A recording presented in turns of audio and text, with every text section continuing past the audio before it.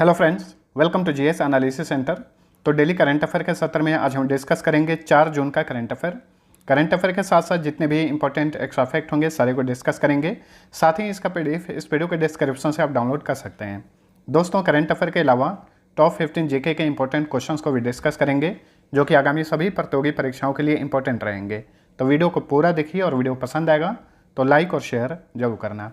अब चलिए स्टार्ट करते हैं। पहला क्वेश्चन है, केंद्रीय सामाजिक न्याय एवं अधिकारिता मंत्रालय ने अनुसूचित जाति के छात्रों को गुणवत्तापूर्ण शिक्षा प्रदान करने के लिए किस आवासीय शिक्षा योजना की शुरुआत की है?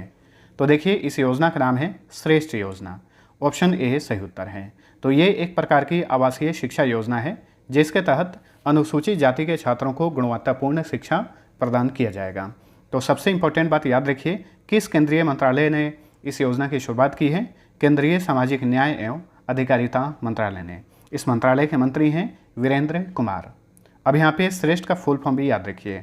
फुल फॉर्म होगा इसका scheme for residential education for students in high schools in targeted areas. ठीक है, तो इस योजना के तहत अनुसूचित जाति के उन छात्रों को गुणवत्तापूर्ण शिक्षा मुहैया कराया जाएगा जिनकी सालाना पारिवारिक आय 2.5 लाख रुपये या फिर उससे कम है। और इस योजना के तहत कक्षा 9 से 12वीं तक के छात्रों को निःशुल्क आवासीय शिक्षा प्रदान की जाएगी। तो श्रेष्ठ योजना एक केंद्रीय योजना है, इसे लॉन्च किया है केंद्रीय सामाजिक न्याय और अधिकारिता मंत्रालय ने। अब चलिए कुछ इंपॉर्टेंट सेंट्रल स्कीम्स के बारे में जान लेते हैं। यहाँ से क्वेश्चन बार बार पूछा जाता है, कौन सी योजना कब शुरू की गई थी? प्रधानमंत्री गरीब कल्याण अन्न योजना, इसे लॉन्च किया गया था 26 मार्च 2020 को। उड़ान योजना, इसे लॉन्च किया गया था 27 अप्रैल 2017 को। उड़ान का फुल फॉर्म होता है उड़े देश का आम नागरिक। प्रधानमंत्री सौभाग्य योजना 25 सितंबर 2017 को शुरू किया गया था। सौभाग्य का फुल फॉर्म होता है सहज बिजली हर घर योजना। प्रधानमंत्री जनधन योजना, इसे लॉन्च किया गया था 28 अगस्त 2014 को। प्रधानमंत्री जीवन ज्योति बीमा योजना, प्रधानमंत्री सुरक्षा बीमा योजना, अटल पेंशन योजना, इन तीनों योजनाओं को एक साथ 9 मई 2015 को लॉन्च किया गया था। प्रधानमंत्री मुद्रा योजना 8 अप्रैल 2015 को। स्टैंड अप इंडिया योजना 5 अप्रैल 2016 को। अमृत योजना 24 जून 2015 को। उजाला योजना 1 मई 2015 को। नमामि गंगे योजना 10 जुलाई 2014 को। संसद आदर्श ग्राम योजना 11 अक्टूबर 2014 को। हृदय योजना 21 जनवरी 2015 को। बेटी बचाओ बेटी पढ़ाओ योजना 22 जनवरी 2015 को। मिशन इंद्रधनुष अभियान 25 दिसंबर 2014 को। स्मार्ट सिटी मिशन 25 जून 2015 को। सेतु भारतम योजना 4 मार्च 2016 को। और दीनदयाल उपाध्याय योजना, इसे स्पर्श योजना भी कहा जाता है, इसे लॉन्च किया गया था 3 नवंबर 2017 को। चलिए अगला क्वेश्चन है, हाल ही में the university of western Australia और फ्लिंडर्स यूनिवर्सिटी के शोधकर्ताओं ने किस देश के शार्क खाड़ी में दुनिया के सबसे बड़े पौधे की खोज की है? तो देखिए, हाल ही में दुनिया के सबसे बड़े पौधे की खोज की गई है ऑस्ट्रेलिया में, ऑस्ट्रेलिया के शार्क खाड़ी में। और इस पौधे का नाम है पोसिडोनिया ऑस्ट्रेलिस। ठीक है, ये एक जलीय पौधा है जो कि 180 किलोमीटर के क्षेत्र में फैला हुआ है। कहाँ पर? ऑस्ट्रेलिया के शार्क खाड़ी में। देखिए, ऑस्ट्रेलिया की बात करें तो ये एक महाद्वीप के साथ साथ कंट्री भी है और ये विश्व का सबसे छोटा और सबसे कम जनसंख्या वाला महाद्वीप है। ऑस्ट्रेलिया महाद्वीप को land of kangaroo, the land of golden fleece और प्यासी भूमि का देश कहा जाता है। कंगारू ऑस्ट्रेलिया का राष्ट्रीय पशु है और ऑस्ट्रेलियाई क्रिकेट टीम जो है कभी कभार उसे कंगारू टीम भी कहा जाता है। वहीं न्यूजीलैंड की जो क्रिकेट टीम है उसे कीवी टीम कहा जाता है। ठीक है, मर्रे और डार्लिंग ये ऑस्ट्रेलिया की प्रमुख नदियां हैं। माउंट कोसियुज़को ये ऑस्ट्रेलिया का सबसे ऊंचा पर्वत शिखर है। विश्व प्रसिद्ध ग्रेट बैरियर रीफ ये ऑस्ट्रेलिया में ही स्थित है। ऑस्ट्रेलिया में एक प्रमुख घास का मैदान है, उसका क्या नाम है? उसका नाम है डाउन्स। ऑस्ट्रेलिया की कैपिटल है कैनबरा। गवर्नर जनरल हैं डेविड हर्ले और हाल ही में ऑस्ट्रेलिया के नए प्रधानमंत्री बने हैं एंथनी अल्बनीज। ऑस्ट्रेलिया की करेंसी है ऑस्ट्रेलियन डॉलर। चलिए अगला क्वेश्चन है, दुनिया का पहला इंटरनेशनल लिक्विड मिरर टेलीस्कोप कहाँ पर स्थापित किया गया है? तो देखिए, दुनिया का पहला इंटरनेशनल लिक्विड मिरर टेलीस्कोप स्थापित किया गया है भारत के नैनीताल में। ठीक है, भारत के उत्तराखंड के नैनीताल में दुनिया का पहला इंटरनेशनल लिक्विड मिरर टेलीस्कोप स्थापित किया गया है। इस टेलीस्कोप को 2450 मीटर की ऊंचाई पर नैनीताल स्थित Aryabhatta research institute of observational science के देवस्थल ऑब्जर्वेटरी में स्थापित किया गया है। ठीक है, एरीज यानी Aryabhatta research institute of observational science कहाँ पर है? नैनीताल में स्थित है। ठीक है, तो इस इंस्टीट्यूट द्वारा ये टेलीस्कोप बेल्जियम, उज्बेकिस्तान, पोलैंड समेत 8 देशों की मदद से 50 करोड़ रुपए की लागत से स्थापित किया गया है। चलिए अगला क्वेश्चन है, टाइम्स हायर एजुकेशन की एशिया यूनिवर्सिटी रैंकिंग 2022 के शीर्ष 100 यूनिवर्सिटी में भारत के कितने संस्थान हैं? तो देखिए टॉप 100 यूनिवर्सिटी में भारत के 4 संस्थान हैं। Option D right answer. इस रैंकिंग में 31 देशों के कुल 616 यूनिवर्सिटी को शामिल किया गया और इसमें भारत के कुल 71 यूनिवर्सिटीज़ हैं। टॉप 100 में जो 4 भारत के संस्थान हैं इन्हें याद रखिएगा कौन से रैंक पर हैं। Indian Institute of Science Bengaluru 42वें स्थान पर है। JSS academy of higher education and research 65वें स्थान पर है। IIT रोपड़ 68वें स्थान पर और IIT इंदौर ये 87वें स्थान पर है। ठीक है, वहीं टॉप 100 यूनिवर्सिटीज़ में पहले स्थान पर कौन है? तो ये है सिंघुआ यूनिवर्सिटी जो कि चीन का है, पहले स्थान पर है। दूसरे स्थान पर भी चीन का ही यूनिवर्सिटी है, इसका नाम है पेकिंग यूनिवर्सिटी। और ध्यान रखिएगा सिंघुआ यूनिवर्सिटी लगातार तीसरे साल एशिया यूनिवर्सिटी रैंकिंग में पहले स्थान पर बना हुआ है। चलिए अगला क्वेश्चन है, किस भारतवंशी छात्र ने 2022 का स्क्रिप्स नेशनल स्पेलिंग बी प्रतियोगिता जीत लिया है? तो देखिए ये एक स्पेलिंग बी प्रतियोगिता है जिसका आयोजन अमेरिका में किया जाता है और भारतीय अमेरिकी छात्र हरिनी लोगन ने इस बार का ये स्पेलिंग बी प्रतियोगिता जीत लिया है और इस तरह से ये पहले भारतवंशी छात्र बन गए हैं जिन्होंने इस स्पेलिंग बी प्रतियोगिता को अपने नाम किया है।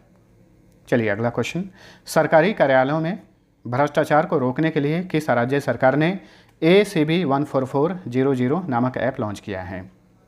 तो देखिए हाल ही में ACB 14400 नामक ऐप लॉन्च किया है आंध्र प्रदेश की सरकार ने। आंध्र प्रदेश के मुख्यमंत्री हैं YS जगनमोहन रेड्डी। हाल ही में उन्होंने अपने हाथों इस ऐप को लॉन्च किया। ठीक है, एंटी करप्शन ब्यूरो ने इस ऐप को विकसित किया है और इस ऐप के माध्यम से कोई भी राज्य का व्यक्ति सरकारी कर्मचारियों के खिलाफ भ्रष्टाचार से संबंधित शिकायत कर सकता है। अभी देखिए हाल ही फिलहाल में जो भी इंपॉर्टेंट ऐप्स और पोर्टल लॉन्च हुए हैं इन्हें भी याद रखिएगा। दिशांक ऐप और आयु ऐप लॉन्च किया है कर्नाटक ने। ई-डार पोर्टल लॉन्च किया है केंद्रीय सड़क परिवहन और राजमार्ग मंत्रालय ने। जन निगरानी ऐप और जन भागीदारी अधिकारिता पोर्टल जम्मू कश्मीर में लॉन्च किया गया है। कावल उथवी ऐप तमिलनाडु में। ई चिट्ठा पोर्टल और माई ईवी पोर्टल दिल्ली में। अपना कांगड़ा ऐप हिमाचल प्रदेश ने लॉन्च किया है। परख पोर्टल अखिल भारतीय तकनीकी शिक्षा परिषद ने। स्वराजेबिलिटी पोर्टल IIT हैदराबाद ने और किसान ऐप लॉन्च किया है IIT रुड़की ने। नेक्स्ट, हाल ही में भारत और किस देश के बीच तीसरी पैसेंजर ट्रेन मिताली एक्सप्रेस शुरू की गई है? तो देखिए भारत और बांग्लादेश के बीच में हाल ही में एक पैसेंजर ट्रेन शुरू की गई है, इसका नाम है मिताली एक्सप्रेस और इस तरह से भारत और बांग्लादेश के बीच में ये तीसरी पैसेंजर ट्रेन है जिसकी शुरुआत की गई है। ये ट्रेन न्यू जलपाईगुड़ी और ढाका के बीच में चलाई जाएगी। न्यू जलपाईगुड़ी ये पश्चिम बंगाल में है। तो ये तीसरी पैसेंजर ट्रेन है जो कि भारत और बांग्लादेश के बीच में शुरू हुई है। इसके पहले की 2 ट्रेनें कौन सी हैं? एक है मैत्री एक्सप्रेस जो कि कोलकाता और ढाका के बीच में चलाया जाता है। दूसरा है बंधन एक्सप्रेस, इसे कोलकाता और बांग्लादेश के खुलना के बीच में चलाया जाता है। और ध्यान रखिएगा हाल ही में भारत और बांग्लादेश के बीच में हल्दीबाड़ी चिलाहाटी रेल लिंक परियोजना शुरू की गई है, इसका उद्घाटन किया गया है। इसके अलावा हाल ही में मुंबई में 17वां मुंबई इंटरनेशनल फिल्म फेस्टिवल का आयोजन किया गया। इसमें कंट्री ऑफ फोकस था बांग्लादेश। अब इसका मैप देखिए, भारत अपनी सबसे लंबी अंतर्राष्ट्रीय सीमा रेखा बांग्लादेश से ही शेयर करता है और 5 राज्यों से बांग्लादेश की सीमा लगती है। ये राज्य हैं मिजोरम, त्रिपुरा, असम, मेघालय और पश्चिम बंगाल। इसमें त्रिपुरा बांग्लादेश से तीनों ओर से घिरा हुआ है। गंगा नदी को पद्मा और ब्रह्मपुत्र नदी को बांग्लादेश में जमुना के नाम से जाना जाता है। कैपिटल है ढाका। राष्ट्रपति हैं अब्दुल हामिद। प्रधानमंत्री हैं शेख हसीना। संसद का नाम है जातीय संसद। करेंसी है टका। यहाँ का राष्ट्रीय खेल है कबड्डी। देखिए ढाका में 2 अंतर्राष्ट्रीय संकाय हैं यानी संस्थान हैं, साउथ एशियन फुटबॉल फेडरेशन और बिम्स्टेक का मुख्यालय ढाका में है। बिम्स्टेक का फुल फॉर्म होता है Bay of Bengal Initiative for Multi Sectoral Technical and Economic Cooperation. चलिए अगला क्वेश्चन, सशस्त्र सीमा बल यानी एसएसबी का नया महानिदेशक निम्न में से किसे नियुक्त किया गया है? तो एसएसबी के नए डायरेक्टर जनरल बने हैं सुजोय लाल थाओसेन, जो कि 1988 बैच के आईपीएस ऑफिसर हैं। जो ऑप्शन ए नंबर पे हैं पंकज कुमार सिंह, ये वर्तमान समय में बीएसएफ के डायरेक्टर जनरल हैं। प्रदीप चंद्रन नायर, ये वर्तमान समय में असम राइफल्स के डायरेक्टर जनरल हैं। कुलदीप सिंह, ये वर्तमान समय में सीआरपीएफ के डायरेक्टर जनरल हैं। यहाँ पे एक बात और ध्यान में रखिए, असम राइफल्स इसका मुख्यालय नई दिल्ली में नहीं बल्कि शिलोंग में है। इसके अलावा जितने भी अर्ध सैनिक बल हैं जैसे कि बीएसएफ, सीआरपीएफ, आरपीएफ, एसएसबी, इन सभी का मुख्यालय नई दिल्ली में है, वहीं असम राइफल्स का मुख्यालय शिलोंग में है। ठीक है। एसएसबी की बात करें तो इसकी स्थापना की गई थी 20 दिसंबर 1963 को, मुख्यालय नई दिल्ली में है। मोट्टो है यानी आदर्श वाक्य है सर्विस, सिक्योरिटी एंड ब्रदरहुड, और महानिदेशक बन गए हैं सुजोय लाल थाओसेन।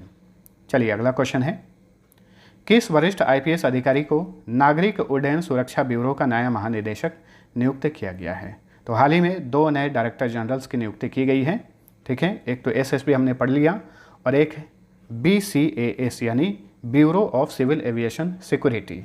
तो Bureau of Civil Aviation Security के डायरेक्टर जनरल बने हैं जुल्फिकार हसन, ये भी 1988 बैच के आईपीएस ऑफिसर हैं। ठीक है, और जुल्फिकार हसन ये 31 अक्टूबर 2024 तक रिटायर होने तक पद पर बने रहेंगे।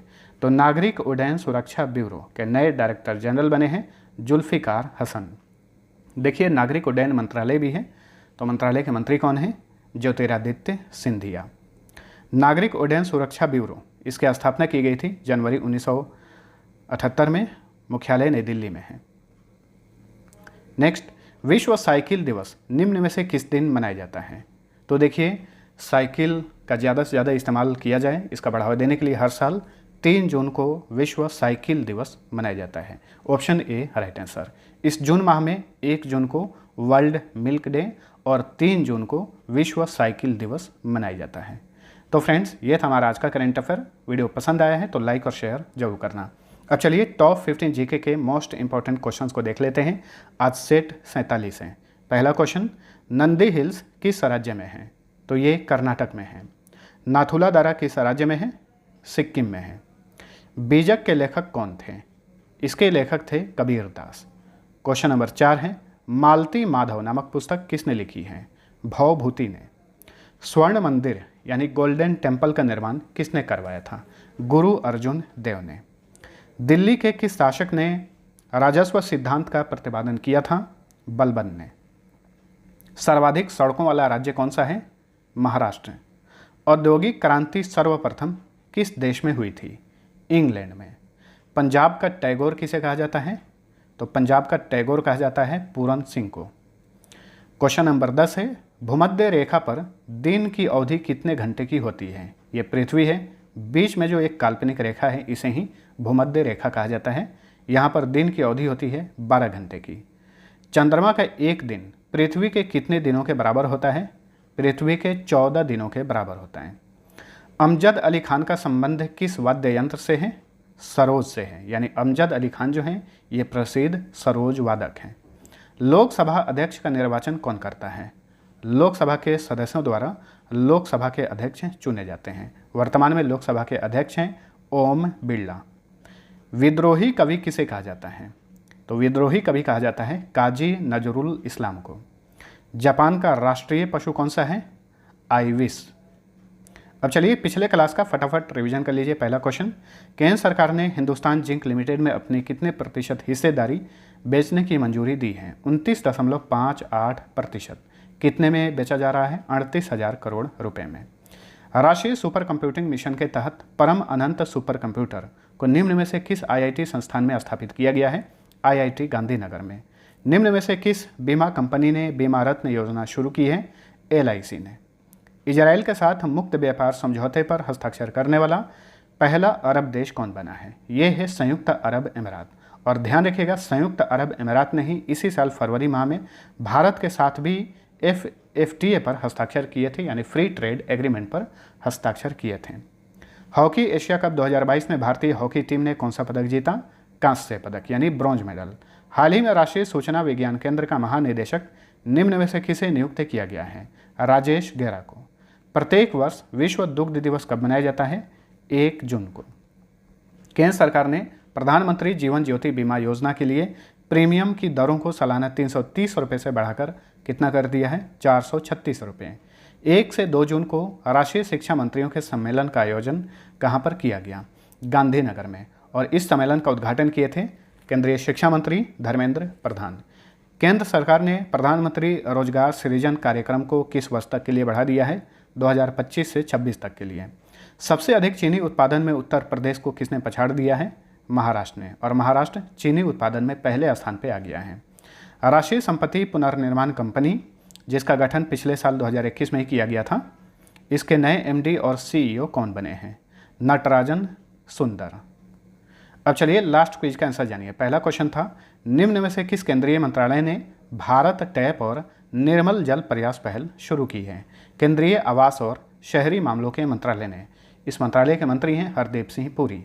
मैक्सिमम लोगों ने आंसर सही दिया था। दूसरा क्वेश्चन था, उद्यमिता संस्कृति का बढ़ावा देने के लिए किस केंद्रीय मंत्रालय ने इंटरप्राइज इंडिया नामक कार्यक्रम शुरू किया है? केंद्रीय सूक्ष्म लघु और मध्यम उद्यम मंत्रालय ने। और इस मंत्रालय के मंत्री हैं नारायण तातुरा ने। इसका भी आंसर सभी लोगों ने सही दिया था। अब चलिए आज का पहला क्वेश्चन है, हाल ही में भारतीय सेना के त्रिशक्ति कोर द्वारा कहाँ पर कृपाण शक्ति अभ्यास आयोजित किया गया? दूसरा क्वेश्चन है, निम्न में से किसने दुनिया का पहला क्रिप्टो क्रेडिट कार्ड लॉन्च किया है? दोनों क्वेश्चन का आंसर नीचे कमेंट करके बताइए। मिलते हैं अगले वीडियो में, तब तक के लिए टेक केयर।